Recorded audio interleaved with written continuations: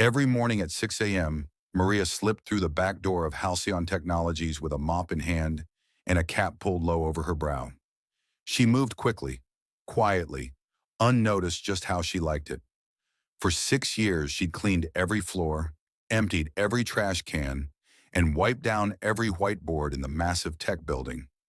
To the engineers and executives, she was just the cleaning lady. No one ever asked her name, and she never offered it.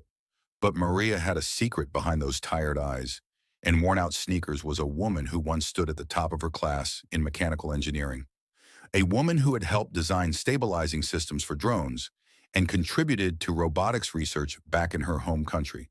But that was before her papers expired, before she lost her family, before life handed her a broom instead of a blueprint.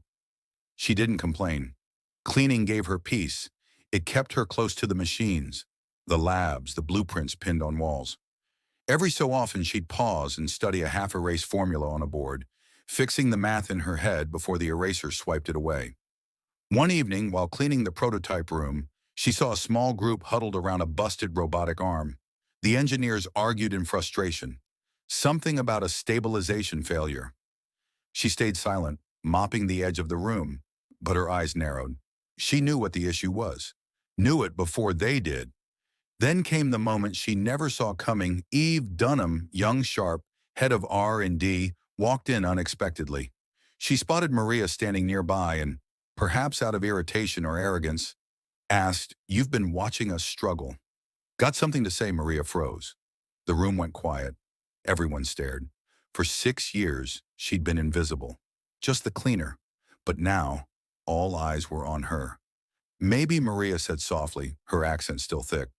"Your torquey calibration is off by 0.02. It's why the arm keeps jittering." Silence.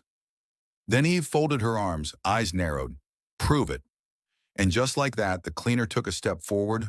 Maria approached the table slowly, her hands still gloved from cleaning. The engineers exchanged glances, some smirking, others just baffled. Eve raised an eyebrow but didn't stop her. The robotic arm sat motionless, its joints trembling slightly from the last failed test. A small laptop displayed lines of raw code and sensor data, mostly Greek to the untrained eye. Maria didn't ask for permission. She simply pointed to a line of code and said, "Here, line 243.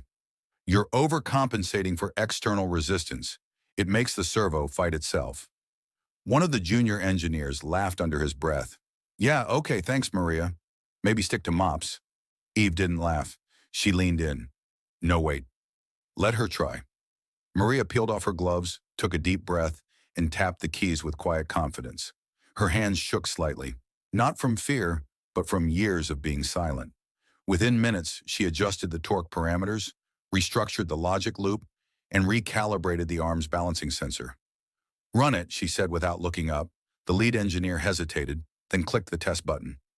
The robotic arm came to life, moving smoothly, gracefully. No jitters, no stall, just precise, fluid motion. Everyone stared, one whispered, "No way." Eve crossed her arms, now more curious than skeptical. "How did you know that?" Maria straightened up. "Because I built something like this years ago. Back home, before I got here." The room was silent again, this time out of respect and confusion. "You're not just a cleaner," Eve said slowly. "I never was," Maria replied, her voice steady, "but it was the only job I could get with expired credentials." The group didn't know what to say. The woman they'd walked past for years barely noticed had just solved a problem their whole team had been stuck on for weeks. Eve wasn't done. "Where did you study?" "Universidad Nacional. Bogota," Maria answered, "mechanical engineering." "Graduated top of my class, and how long have you been working here?" Eve asked. 6 years, Maria said with a faint smile. Every night, Eve looked around at her stunned team. "Maria, would you be willing to meet me in my office tomorrow?" "There's something I'd like to discuss," Maria nodded. "Yes, ma'am." For the first time in years, she walked out of that room not as a cleaner, but as something much more. The next morning, Maria arrived an hour early. Not to clean, but to prepare. She wore her only formal blouse, one she kept folded at the bottom of her locker, just in case life ever gave her a second chance. Today felt like that chance. When she stepped into Eve's office, the young director was already there, seated behind a glass desk surrounded by shelves of prototype gadgets and framed patents. But she wasn't alone. Sitting beside her was Alan Mercer, Halcyon Technologies Vice President of Engineering. A man Maria had only seen from a distance during shareholder visits. Maria Eve greeted, motioning toward the seat across from them. "Thank you for coming." Maria nodded politely, sitting down. She felt every pair of eyes that had once passed over her, now looking directly at her. Not with pity but interest, Alan leaned forward.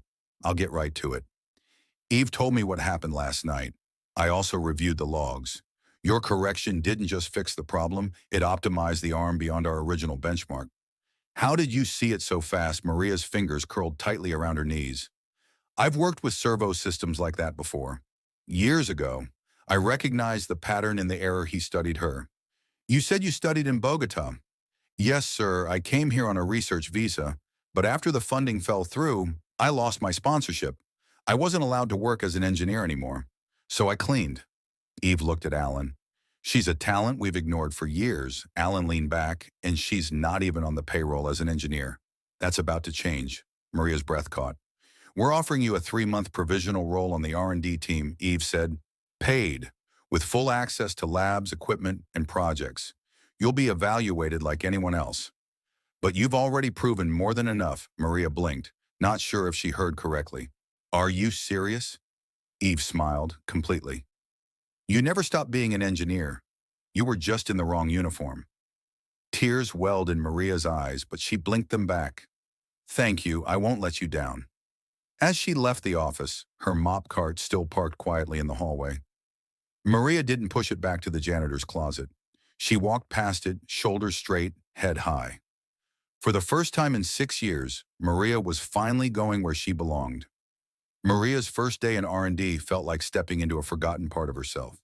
The lab was alive with innovation, 3D printers humming, robotic limbs flexing, code streaming across screens. But this time, she wasn't wiping tables in the corner. She had her own workstation, her own ID badge, and a nameplate that read, "Maria Alvarez, Junior Engineer." Her team, once skeptical, now watched her with cautious admiration. And slowly, curiosity replaced doubt. One by one, they began asking her questions, not about cleaning supplies, but about mechanical load distribution, sensor sensitivity, and voltage anomalies. Maria didn't just respond. She taught a week into her new role. A major project hit a wall. Halcyon was preparing for a high-profile tech expo, and their new prototype, a robotic exosuit meant to assist disabled veterans, wasn't passing safety protocols. The knee joint failed under real-world strain, and the software kept freezing. Eve gathered the team. "We've got 4 days. If this doesn't work, we pull the plug." As the room buzzed with stress, Maria quietly pulled the schematics toward her. She spent hours analyzing every bolt, motor, and code snippet. Then, without fanfare, she spoke. "You're using dual motor redundancy for support, but they're out of sync under sudden weight shifts. Sync the control frequencies and move the weight sensor from the outer knee to the center." Everyone paused. Eve looked at the lead engineer. "Would that work?" He blinked. "Actually, yes, that might fix everything." They made the adjustments overnight. By morning, the suit ran flawlessly. At the expo, the prototype amazed the crowd. One veteran stepped into it and walked without a cane for the first time in years. The crowd erupted in applause. Maria stood in the background, quietly wiping her eyes. Afterward, a reporter approached Eve. "Who was the mind behind the final fix?" Eve smiled and stepped aside. "Her name is Maria Alvarez. She used to clean our floors. Now she builds the future." Maria's story went viral, not because she demanded attention, but because her brilliance could no longer be ignored. She still walked past the janitor's closet sometimes, remembering the years she spent hidden in plain sight. But now she held blueprints, not brooms, because the world finally saw her, not as a cleaner, but as an engineer who never stopped believing.